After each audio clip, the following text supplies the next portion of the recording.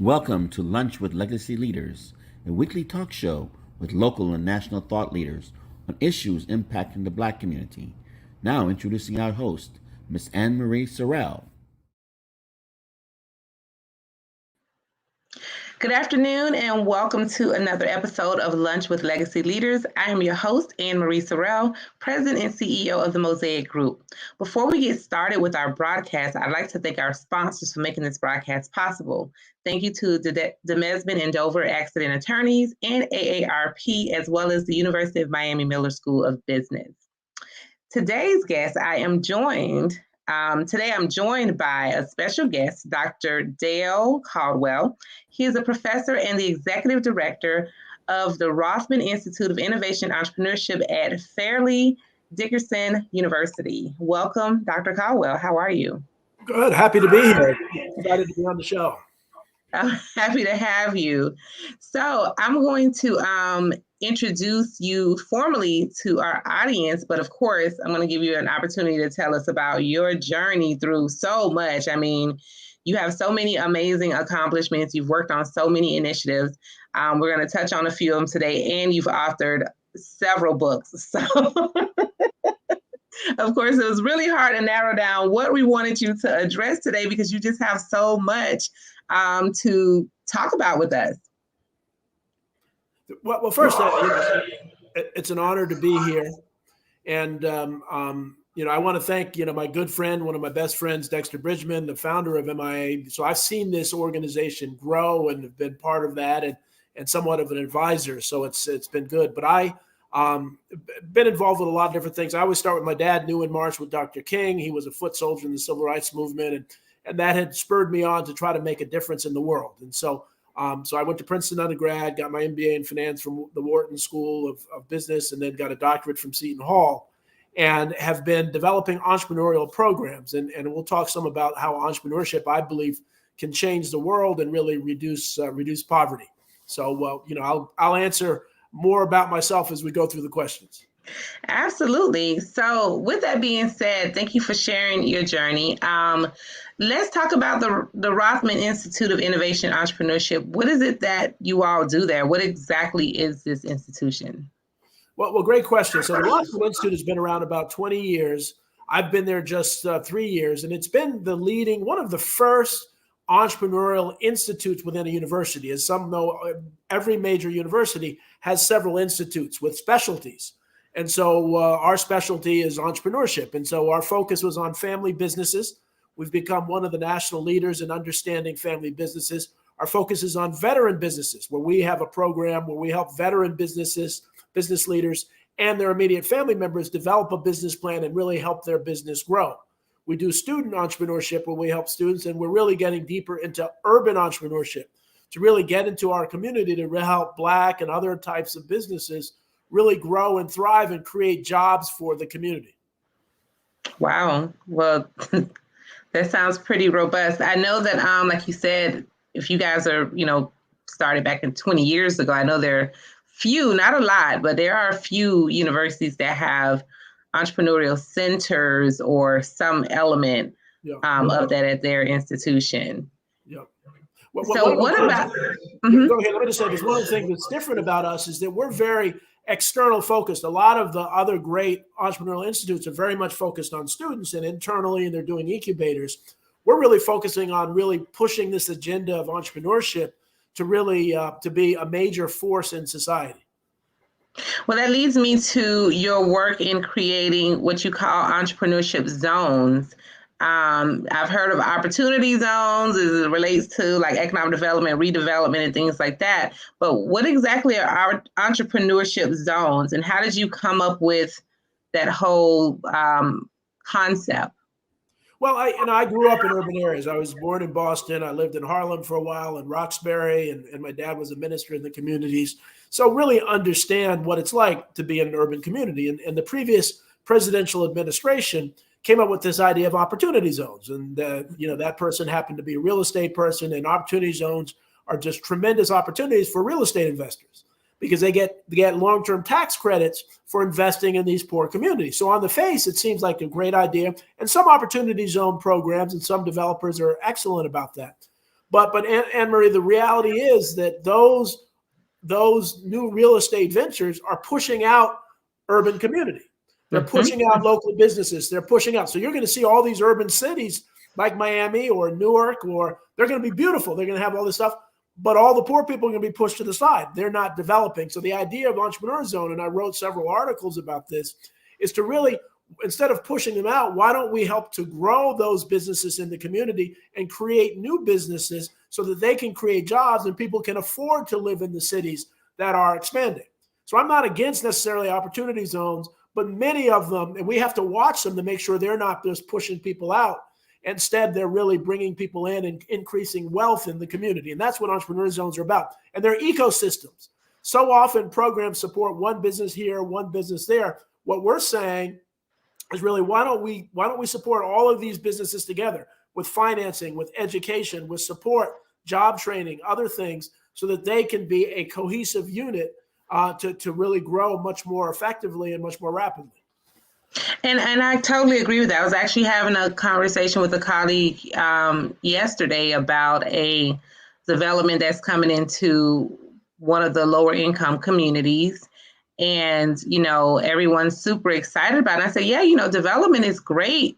And I'm glad that there are people who may be getting the opportunity to do some outreach to get them to get their, zoning changed and all of that. I said, but what have they really committed to the community that they're coming in? They've just bought up basically not just empty land, they bought actual homes of people who, unless you're giving them a very substantial amount of money to uproot them, and they can actually afford something in this real estate market, where do they go? So you're now buying up all the homes in this neighborhood, you're buying up all the businesses, and they're going to be displaced. And yes, development is great, but like you said, what happens to those persons who now have to figure out whether they're going to be able to afford to live with higher real estate prices, as well as limited inventory in real estate? And like you said too, and I was asking a gentleman, I said, what else are they doing? How are they creating equity? How are they creating wealth? And they had no answers for me. So I'm glad that you mentioned that, because I think an entrepreneurship zone would be a great thing for governments, particularly, to have these developers incorporate in their developments and hold them to it. Yep. As some type of, and I don't know if there's some equity stake in what you develop with the Opportunity Zone, but there has to be some other solution other than come in, build something big, shiny, and new, and everybody else has to vacate that can't afford to live there anymore. Exactly right. And you're right on target. And people don't think about that. People don't really understand how many people are struggling in life, and it's gotten worse since the pandemic. And so small businesses are the largest employers in the U.S., yet they've been shuttered largely because of some of the regulations and other things.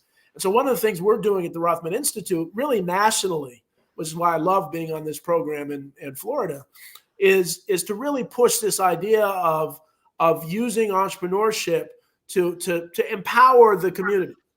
And as you know, in our community, there are entrepreneurs everywhere. You have to survive, you have to be an entrepreneur.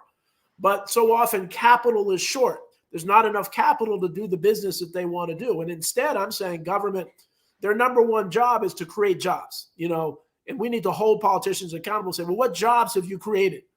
Right. I don't care about your policy. I don't care. But if your policy doesn't create jobs, then I don't want to hear that. And so we as a group, especially people of color, need to really push this. So I love your question. And more people around the country are saying, well, yeah, what is this doing for our community? And what's happening after that? So I'm so excited that you ask about that. Well, I think the question too, and I work in the development side, so the question too is, what permanent jobs are you creating? Because a lot of times some of these projects come in and they may create 200 construction jobs. Right. But then the other jobs are maybe like 50 or 100 that are permanent. So I think the narrative and a question that we as a community have to be able to ask as well is, what permanent jobs are you creating? But then how many businesses are you also creating or allowing to grow and expand in this development so that they too can create permanent jobs? And how many of those are in your economic plan? Exactly. And how do you increase the net worth of the community? I mean, and public policy doesn't talk about that. But if you look at, I was doing a program. We started something called the Black Excellence Alliance, and we were interviewing this Warren Thompson, who was one of the largest Black restaurateurs, and he was talking about Boston. And the average net worth of white people in Boston is like $220,000. The average net worth of Black people in Boston is $8. Whoa, did you say $8? Yes, $8. This is real numbers. And so we look at income. So say you even had those 50 permanent jobs or 300 permanent jobs in the hotels that are being built. They're low-level jobs. They're not going to increase any net worth. And so the idea of entrepreneurs is really, how do we build the wealth in the community? And one of the things that I say to my friends, white, Black, yellow, green, rich, poor, is that in America, it doesn't make sense to have poverty, because you don't even have to care about poor people. When poor people have a job and are paying their bills, rich people get richer. So think about it. There's fundamentally no reason that we have this disparity in wealth that actually impacts hurting everybody. And so the only way to do this is really through entrepreneurship, because government, even if government wanted to do the right thing, there's not enough money in government to really support the growth of these communities. There's not enough, not enough taxes they can do, and there's not enough money in corporations. It really has to be about the empowering of entrepreneurship to move forward. And so obviously I'm very passionate about that. But I think if we as a country, as a community, can really get behind entrepreneurship to improve the community, we can move the ball. Absolutely. So in your research and in in your research,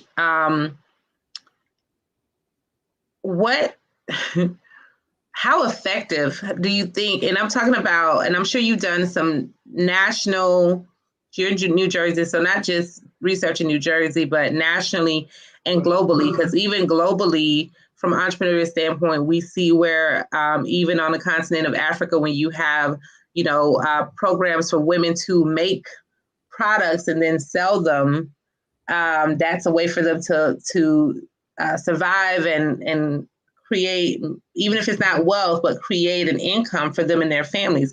So from your research, I just want to know from you, how effective can you tell us in our audience that reducing poverty, one of the main core pieces of your work for Entrepreneurship Zones is to reduce poverty. How effective has that been in your research, both nationally and globally? Well, and that's a great question. If you can see behind me, there's a banner that's called the Black Excellence Alliance. And so I founded a number of things. First, I founded the Black Tennis Hall of Fame. And then recently I founded the Black Entrepreneurs and the Black Inventors Hall of Fame.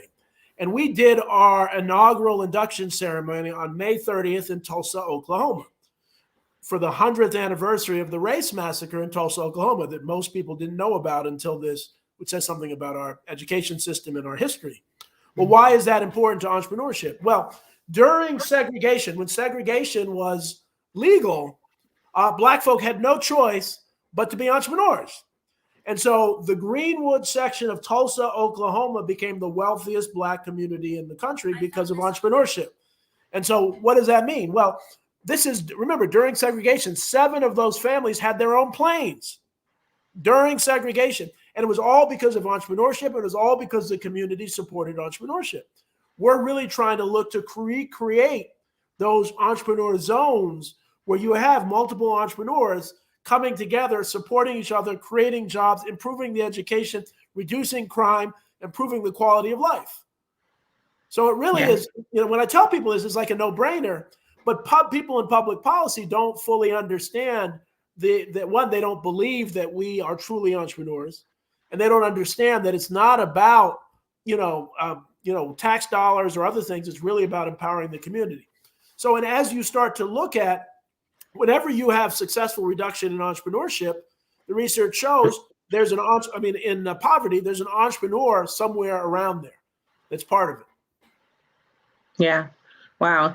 Let me ask you another question. So with entrepreneurship, because I think too, how are you all encouraging entrepreneurs to look at emerging trends, emerging markets, new technology? I personally am building with my team a cannabis ecosystem around entrepreneurship, where we're teaching entrepreneurs, especially Black and Brown people that have been impacted the most, how to start variations of different businesses that can support the cannabis industry, which is growing very rapidly. So there's technology, there's manufacturing, there's so many others. There's this big infrastructure bill that just now came out. So how do you propose, or how do you, in your zones, encourage entrepreneurs to really kind of take off the narrow focus and look at expounding on their ideals and opportunities that are emerging? Well, one of the things that we teach is what I call the E-mindset, or the entrepreneurial mindset. And so the reality is, every local or small business is not necessarily run by an entrepreneur. Every family business is not run by an entrepreneur. Every veteran business is not run by an entrepreneur. But you can develop that entrepreneurial mindset. And so it's like the growth mindset. And so the idea of the entrepreneurial mindset is to begin to look at new opportunities, is to realize that your success is based on doing things in new and innovative ways. I contrast that with the incremental mindset. No offense to my friends who work in government, but many folks working in government have the incremental mindset that I always do. The reason I'm doing this is because I've always done it that way, which, drives me crazy hearing that. But that, and they will say, well, does that make sense? Well, we've always done it that way. Does that make sense? And so we have to get out of that mindset, and we can help people get into this entrepreneurial mindset to say, and to step back. One of the mistakes that entrepreneurs make is that they get into products that they love, but they don't know that the market loves, right? They assume everybody loves the product widgets just as much as they do, and they may not. So you really have to kind of, think about what is the need, and you have to solve the problem. And so what we do is really say, well, what problem are you solving? So the cannabis is an industry. Now the metaverse, as I'm talking about, everybody here, Facebook, this meta stuff, this is another opportunity. And the real entrepreneurs are ahead of the game. They're not waiting till it's like a stock. If they tell you that, Joe's stock is going to go up, by the time you hear that, it's too late. You've got to be ahead of the game. And so when you look at these things and you start listening to the news and you listen to other things, so you hear about cannabis coming to various places, you hear about the metaverse coming to places, you hear about all sorts of things, you hear about trends happening. So if you step back and it's fun, you begin to think that. So what we do is we kind of push people out of their comfort zone. And one of the things I learned when I was at Deloitte, I was at Deloitte Consulting for 11 years, which really helped me develop this way to think, is that, it's important to be comfortable being uncomfortable. As an entrepreneur, you've got to become comfortable being uncomfortable. And that's not everybody. Not everybody can do that. They want to be comfortable. Yeah. But you have to believe in yourself. You have to believe in your mind. You have to believe in your capabilities to be comfortable saying, hey, I'm stagnant here. I need to try something new. Yeah. And can you elaborate on that uncomfortability? That's the word, I believe. Because sometimes people don't understand, sometimes we say these phrases, but people don't understand the levels of uncomfortableness that happens with either needing to shift or evolve or look for different opportunities, or just being an entrepreneur in general. Well, entrepreneur, one of the things that I often like to say is that when you're an entrepreneur, you wake up unemployed every day, because you really have to work. You have to hustle. You have to make sure that your business is going, and you're not really unemployed, but you're really, but you're comfortable because you believe in yourself. So when you're uncomfortable, it's doing things differently. It's thinking out of the box. It's doing something, challenging yourself to do something that you wouldn't normally do. And the reality is, the more we work with people in this, the more you do that, the more comfortable you become doing things that, well, I don't know what the outcome is, but I'm going to try to do it anyway. And so it's important for the audience listening to really think about that and think and be honest with themselves. Say, am I stuck in the same? Am I not willing to try new things? And what needs to happen to me to really try new things? One of the things, I wrote a book called Intelligent Influence, which has become pretty popular, about the fact that we're all products of our influence. And so many of us, because we grew up in a household where their parents would say, well, I want to be an entrepreneur. I'm going to create this product. And the parents say, well, if it was going to work, somebody else would have done it already. And so they discourage that entrepreneurship. And so we may have grown up in that environment and we still hear that voice. We have to challenge that influence to really say, hey, look at, now when I was at Princeton, this guy named Jeff Bezos was there. Well, Jeff Bezos is he was just an engineer, not any more impressive than anybody on this call.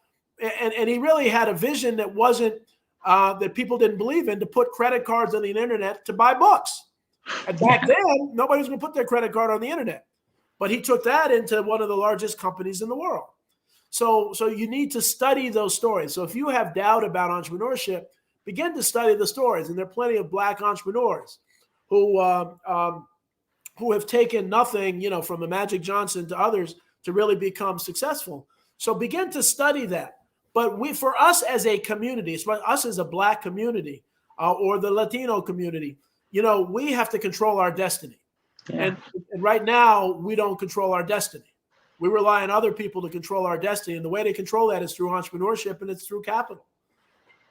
Wow. That's so spot on. So with that, it segues into my next two questions, and it's two-part. So for anyone who wants to be a trailblazer like you, sir, and create an entrepreneurship zone in their community, or any entity that's looking to create entrepreneurship zones in their community, what type of advice could you share with them?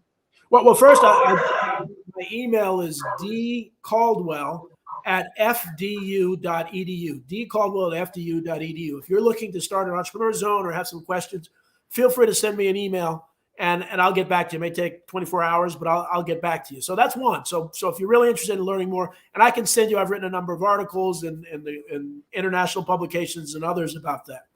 Two is really take inventory of the businesses and the community, because we want to build it around a community. So understand what community. So you may have grown up in a community that's struggling now, right? And there may not be many entrepreneurs, but what we would love to do is work with you to figure out who are the entrepreneurs that are there, because we don't want to displace anybody that's there. What opportunities? So you talk about cannabis, or we talk about the metaverse. Those types of businesses could be anchor businesses. So the entrepreneur zones are almost like the urban version of a business mall, the way the mall used to be, where you get people together, you get stores together, but we're doing it in the community. And the goal of it is to do, and one of the other things, so I have a foundation called the Dale Caldwell Foundation, and our focus is really on trauma-informed job training. That I coined a term. I was head of an urban school, and I found that many of the students had what looked like post-traumatic stress disorder. They were dealing with very similar symptoms that you get when you're in the war. But the reality is, Anne-Marie, it wasn't post. They're in a beautiful school, but then they go home to chaos and violence and sometimes abuse. Then they come back to the school. So that trauma is there. So I coined this term urban traumatic stress disorder. And no doctor has ever pushed back on it because it's continuous. But one of the things that we find is that trauma in urban communities hijacks the amygdala, the part of the brain, the fight or flight part of the brain. And has nothing to do with how smart you are. But that's where, and I do a lot of studies in education, that's where I got my doctorate, is that many of our students are struggling because they're dealing with this urban traumatic stress disorder. They can't focus in class. So one of the realities is mindfulness, the ability, kind of the secular prayer or meditation, where you just put your cell phone away, you sit back, you close your eyes, and you feel your breathing for 5, 10, 15 minutes. That helps to change the brain back and helps you focus. So I think really everybody should be doing this mindfulness. Yeah. And I'm also pastor of a church, Covenant United Methodist Church in Plainfield, and I like to keep busy. And so prayer, we actually do mindfulness before prayer. And so the research shows prayer can actually change your brain and your focus. So you can begin, and not everybody's religious, so I'm not saying everybody can pray, but everybody can do mindfulness. So when you begin to do that and you start to use mindfulness in these communities that cause trauma, and you start to really help people who may have been unemployed or coming out of prison to get trauma-informed care so that they can work, we begin to address poverty in a very sustainable way. Wow, that was It's like mic drop over here. Okay. So you've given some advice that entrepreneurs that are, well, or aspiring or growing entrepreneurs, mindfulness, looking at your environment, looking at different emerging markets. Do you have any other advice or tips that you'd like to share with aspiring or growing entrepreneurs? Well, one of the things I'm trying to do, because the church is plays a big role in the Black and brown communities, and I'm really trying to push this idea of entrepreneurship and churches. Those are two segments of society that actually have been overlooked in many ways, and that if they can come together, because many of the members of churches, many of the most successful members of churches are entrepreneurs. And so to really come together and to support this ecosystem that helps everybody. And if we focus on, so often when we say reducing poverty, people think handouts.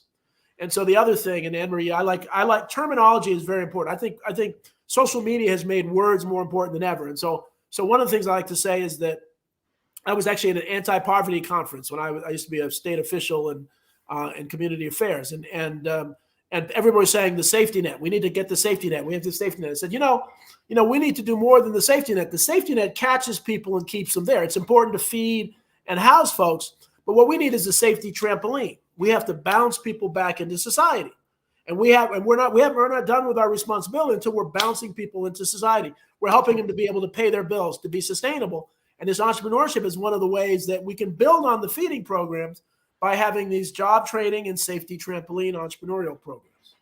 Absolutely. Wow. So now you've written quite a few books, 6 to be exact. One that really sparked my attention is your book, The Power of Influence. And, the word or terminology influencer has been expanded on, and, there are lots of influencers now, from social media influencers to political influencers to corporate influencers to the people, philanthropic world of influencers. So talk to me a little bit about the book, and what's your take on influence and power, and why did you write the book about it? Well, that's a great question. So, Anne-Marie, I was going to write a book on leadership, and there are a million books on leadership, but I thought I had one of the best. But I'm kind of an etymologist, as you can see. I like to study words. I see what's the root cause of words, what do they mean, are they being misused, and so on. This is an aside. The word copacetic, that we say copacetic, that came from the Black community. That's a word that came. So every time we use that, it's in the dictionary now, and we did that. But so I looked up Webster's definitions of leadership, command, and authority, and I found that the word influence was in at least one definition of each of those words. So about 10 years ago, I did this study, and I found that influence is a word that's hidden in plain sight. As they'll say, she's influential, she's an influencer, he's an influencer. What does it really mean? Does it mean you're rich, or you're powerful, you're good looking? And so we really haven't studied, but we really studied it in the way we do. But we do what we do, think the way we think, and accomplish what we accomplish because of influence. We don't realize we're a product of our influence. When we're born, we're an empty glass. And our influences are poured in, good influences and bad influences. And so the example that I use are accents. That no child is born with an accent. They can be born in Brooklyn or London or Sydney, Australia, or Johannesburg, South Africa, and they develop a very different English accent. Think about all our other influences, our favorite sports teams, our culture, our religion, who we think is attractive, our, how we view politics, all those influences, and we need to be in touch with our influences. And also the research shows that our musical taste, actually for women, who are always ahead of guys, are developed between 14 and 24, and men 15 and 25. And so it doesn't mean you don't like other stuff, but that's when your brain is developing. You first fall in love. And so everybody on this call has music that will take them back, right? They remember. They'll hear a song and remember, oh, that was my first boyfriend, my first girlfriend. And so when you start to think about this, everything is influence. And so if we want to change ourselves or we want to change others, we need to, and we have some negative influences. So sometimes people are abused or others, and they have negative influence. You can get through it, but your positive influence has to be that much stronger than your negative influence. So that's where I believe virtually anybody can change that mindset. So when we talk about the entrepreneurial mindset, we have to put enough influence in there to make sure that their mindset goes from the incremental mindset to the entrepreneurial mindset. And that book has changed my view of the world, because when you understand and you fully internalize the fact that everything is influence, you start to realize why things happen. And you start to realize how media and other things are influencing us to do things and think certain ways. And we've got to take control of that influence for a community, for a Black community, a white community, yellow community, green community, to really empower itself. And unfortunately, we are suffering from a lot of those negative influences. And part of it is the influence of generations of slavery and other things. Are still, those influences are very present today in our community. Wow. And it's important to, one of the things that I admire, and Dexter and I talk about, I admire my friends from the islands and friends from Africa, because folks who grow up in the islands in Africa know they can be anything. They've seen a Black bank president. They've seen a Black president. They've seen all this stuff. Those of us that are multi-generational in America, we've seen a Black president. I've never met a Black bank president of a major bank. I haven't met, and so I went to Princeton Wharton. Maybe I could do that, maybe I couldn't. But that impacts our influence. Then the TV movies where the blonde person is always successful and the Black people are always physical and dancing and so we start seeing these influences. We have to break free and create our own influences, and that's part of the entrepreneurial mindset. Wow, I love it. I love it. So, Dr. Caldwell, do you have anything coming up that people can hear more from you or follow you or tune in? You have a podcast or anything, any event?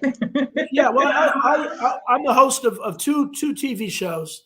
It's called RVN Television. So you just Google RVN Television. One is called Entrepreneur State of Mind, of course. So we talk about with people who are influencers like you, Anne Marie, and others.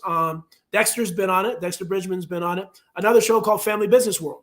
I'm really advocating family businesses are the best employers in the world. And actually, they are most of the businesses in the world. They because they have to treat their employees very well, yet very few people don't know about it.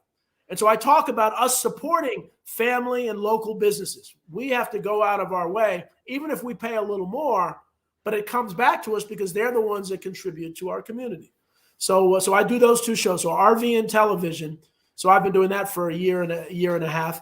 At the Rothman Institute, virtually every Friday, this Friday, we have a lawyer talking about some of the legal issues related to employment now for small businesses, because now with the pandemic and other things. So those are some of the things that I encourage people to. And this is the website, our familybusinessworld.com. We have a number of the old videos on there.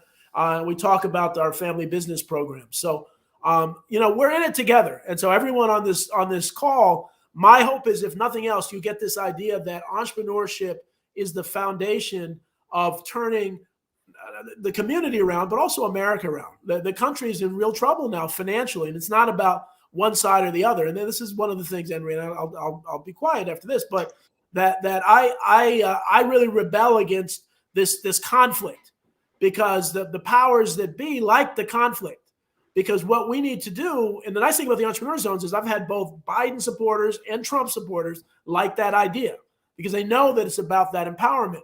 We need to really focus on entrepreneurship and not really sit there with this back and forth, because that distracts us from the issue at hand. The issue at hand is turning the community around and really utilizing entrepreneurship to create jobs and wealth. I agree with you 100%. Being an entrepreneur and an instructor for entrepreneurs, it's one of my greatest passions. So thank you for all that you do. Do you have one? You kind of just dropped like 1,000 golden nuggets. But I don't know if you have one last takeaway that you'd like to leave with our audience. Well, the one thing that I say is the influence, obviously, that we're all influenced. And one way to understand your influence is to write your autobiography. And so what I ask people to do is not necessarily for publication, but let the spirit move you and just write down. You can write any story. You can start at age 13. You can start at age 1. You can start at age 25. But begin to write down, because what that does is and the more you do that, and do it for about a half hour a day so that you get in the habit, you don't burn yourself out. But what that does is that gets you to reflect on who you are and where you should go and what influences you've had and what influences you need to overcome. And it'll bring you to tears. It'll bring you laughing. But that's the best movie you can watch, is your own life. And everybody has an interesting life. So begin to write that down. And I'll guarantee that if you do that for a month, it'll change your life. Wow, I love that. And I'm glad you said that, because many times there are those of us out here who are like, oh, one day I'm going to write an autobiography when I become so famous or rich or whatever, successful, whatever success looks like. And we never really do that. So thank you for sharing that information. I love that idea. I'm going to start writing mine this weekend. And Anne-Marie, just remember, so people often say, I'm ready to write, so I'm going to do 4 hours a day, and you burn yourself out. Yeah. The real trick, and the reason I've done 6 books, is that you do a half hour and you stop before you're ready. So you look forward to do it the next day. And so you start full, and then it becomes a habit because you start doing some interesting things. So you got to kind of influence yourself to make it a habit. And it's just 30 minutes a day. Don't do 4 hours, once a week, 30 minutes a day, and do it in the evening or the morning, whatever is comfortable for you. And I do guarantee that will change your life if you do it for 30 days. Wow. Love that. Dr. Caldwell, I could talk with you for hours. You're such a wealth of knowledge and information. Of course, one of my favorite subject matters, entrepreneurship, leadership, influence. So, but I'm not going to hold you here for hours. No, I could talk to you for hours. And so I want to have you on my show. So I want to have you on Entrepreneur State of Mind. So I would love to. I'd be honored to be on your show, sir. Absolutely. Well, thank you so much for being with us. Stay with me for a little bit. I have a few announcements to make. Before we get into announcements, we want to talk about and hear from Mr. Eric Gordon Knowles, president of the Miami-Dade Chamber, discussing their upcoming annual holiday gala this Saturday.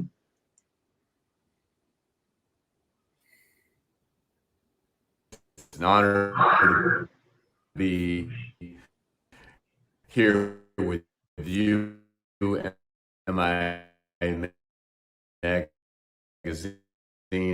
I just want to give kudos to Dexter and the team that's doing some amazing work, highlighting those in our community that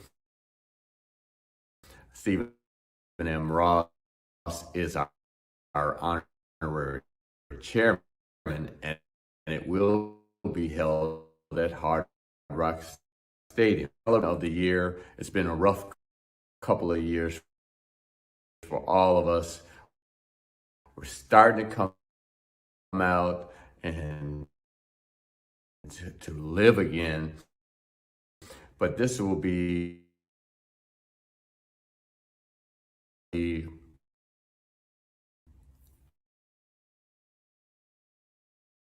first gala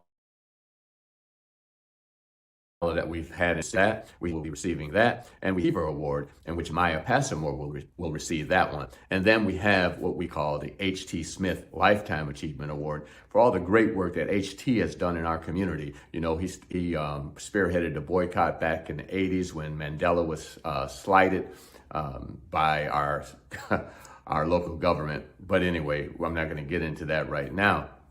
But anyway, HT has been a trailblazer himself, and we have the H.T. Smith Lifetime Achievement Award, and that's being given to none other than Bill Talbert, who just recently retired from the Greater Miami Convention and Visitors Bureau after being there 30 years. So I would say that's a lifetime. And so we look forward to honoring Bill and all the others.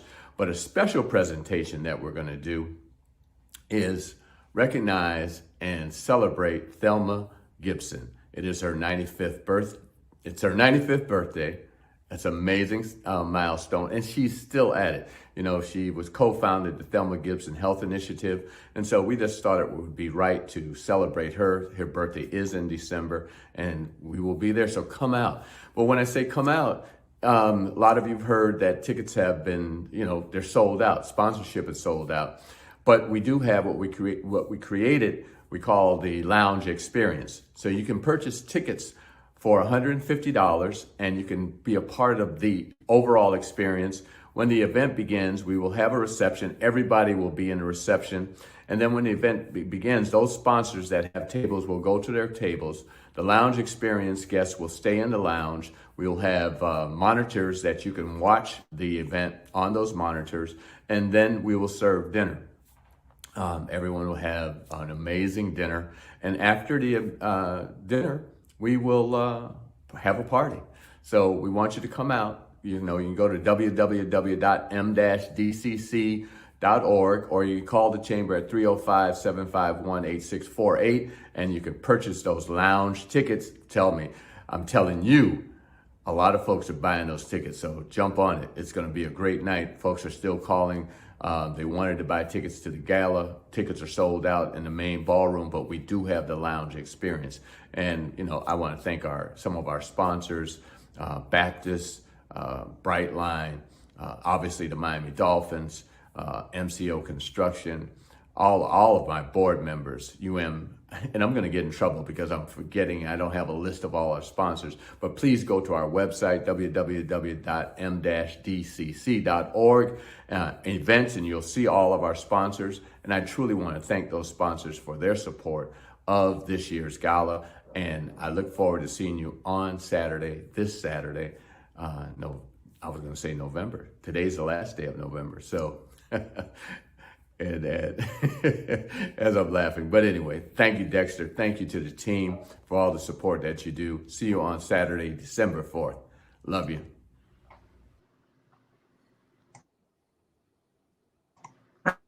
It sounds like such a fun event. I totally wish I could be there. I don't know. I might have to do a surprise pop-up or something for the lounge. But sounds like a fun event, right, Dr. Caldwell? It sounds like a lot of fun, and he's such a great leader. I've gotten to know him over the years. So I wish I could, but I'm stuck in Jersey, so. I know. Well, he's definitely amazing leader. Well, definitely want to thank our sponsors, the Mesman and Dover Accident Attorneys and AARP. Please be sure to check out our current issue of Legacy Magazine and featuring South Florida's healthcare professionals of 2021 at miamediagroup.com, and that's GRP. Also, the MIA Magazine and the Greater Miami Convention and Visitors Bureau presents Art of Black Miami 2021 issue, the November 2021 issue. It's a special guide to exhibits spanning the African diaspora for Art Basel. Visit miamediagroup.com. And also be sure to watch our lineup of shows. We have something for everyone. Mondays is the Business of Black Business at 1 p.m. with Jay Reynolds. Tuesday, My Money, Your Money at 7 p.m. with Bridget Lumpkins. Wednesday, Soul at 7 p.m. with Nikki Jellin. And of course, on Thursdays, yours truly, Lunch with Legacy Leaders. And at 7 p.m., Flavor of South Florida with Chef Irie. So remember, share this video, mark your calendar, and we'll see you next Thursday at noon. Thank you again, Dr. Caldwell. Thank you very much.